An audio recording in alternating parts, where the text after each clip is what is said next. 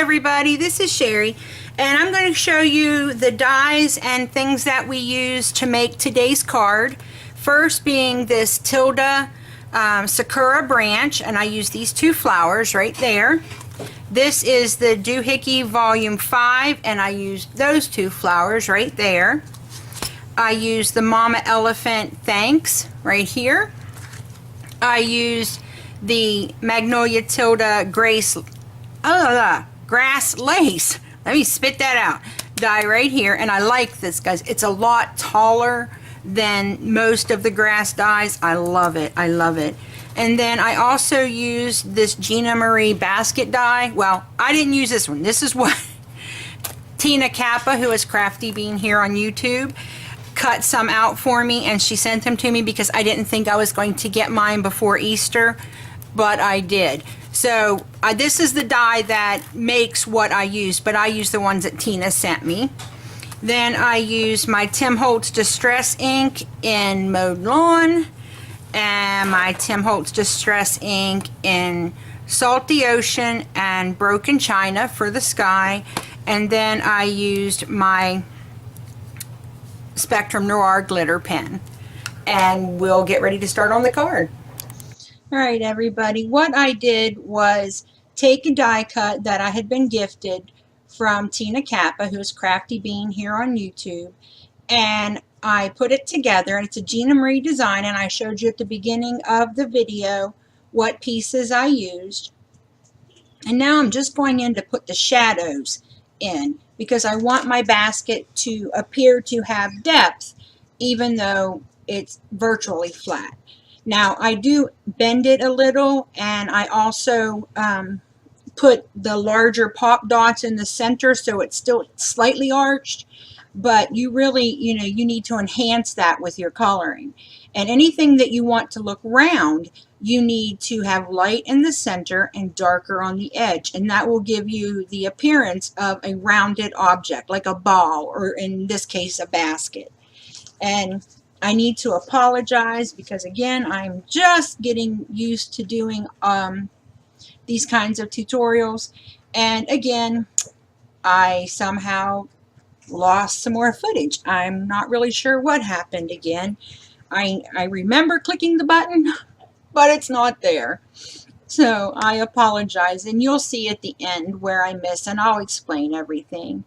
And here again, now that after I did all of the pieces on the inside of the basket, I'm just going to go around the edge to give it darker shadows on the edges and then lighter on the inside.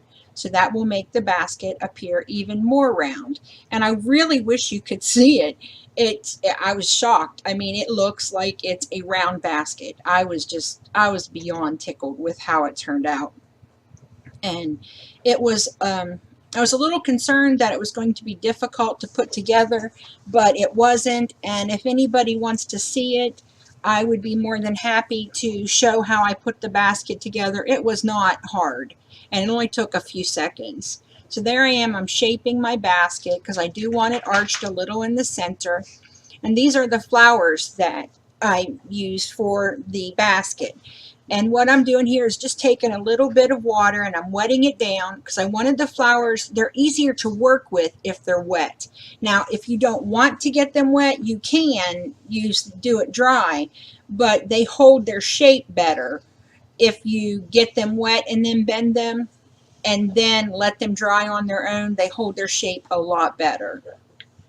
And I'm just going to show you how I make the pinch in the flowers, and it's just like clipping it on and then turning my wrist. I clip it on and then I turn my wrist, and that's how I go about doing all of the petals for the card. And of course it's the card part where I put it together that is not here today, but you guys are going to forgive me, I hope, and we're just going to move past this.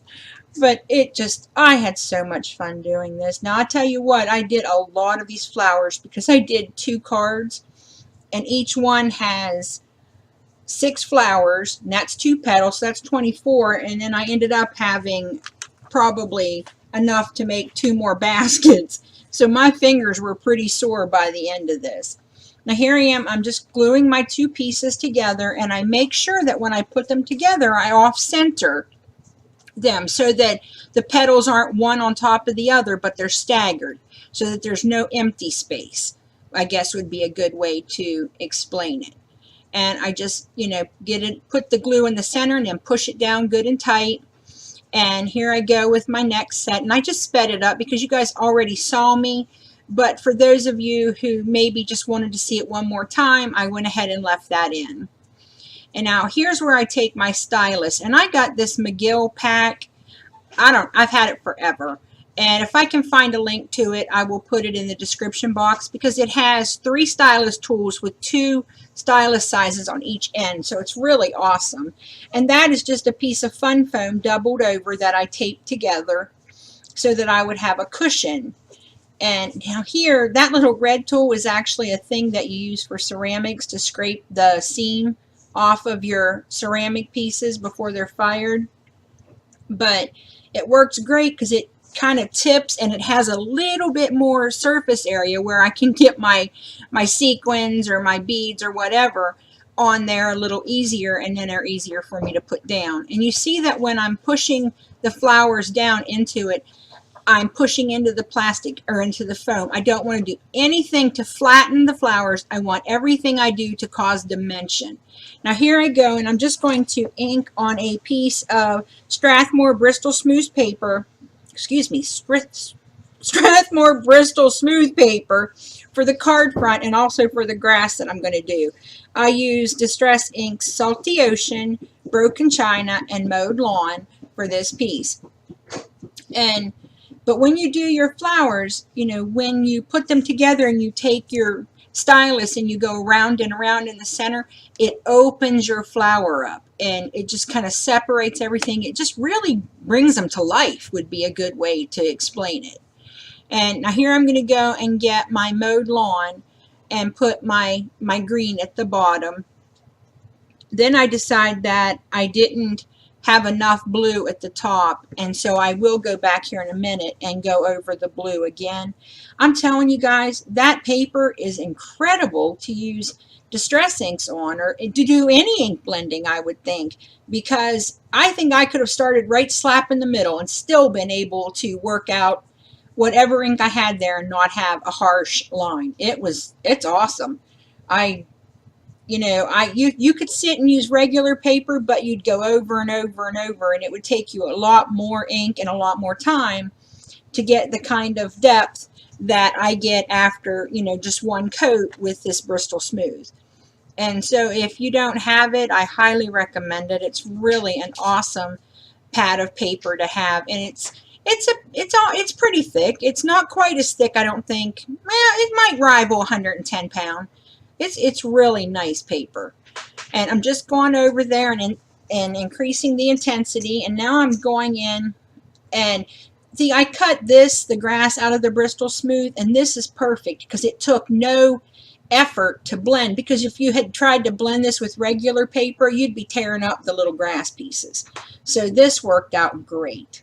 Now here we go. We're going to cut out the thanks die in yellow, and we're going to cut it out 3 times because I want to layer it up and have a nice thick sentiment on the card.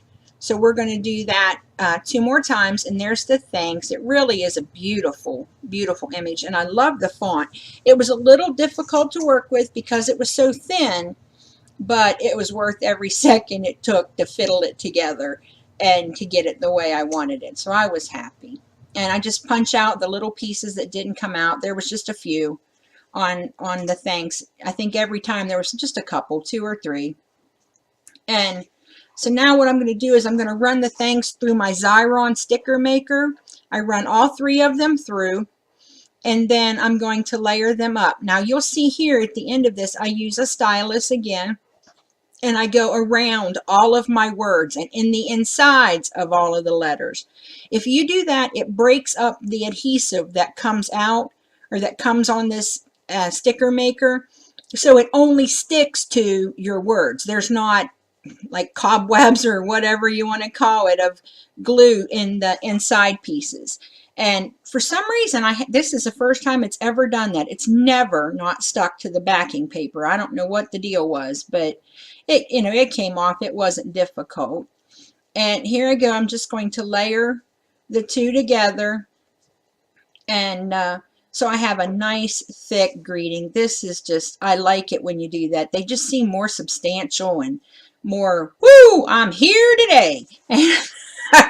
I like that. I like when your card, just looks like, hey, she really wanted to say thank you. And there's the last layer I'm putting on the top right there. And I'm going to get ready to attach it to my card, which you guys won't get to see me putting the flowers in the basket, ta-da, because I lost that footage. But there it is. There's all the flowers in the basket. I used Stampin' Up! Dimensionals and regular store-bought pop dots because I wanted 2 or 3 different layers actually. The purple flower is on the high pop dot, and the 2 beside it are glued straight down.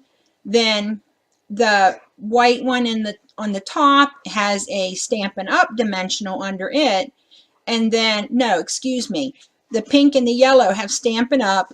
Dimensionals under them, and the white one has a big, thick pop dot.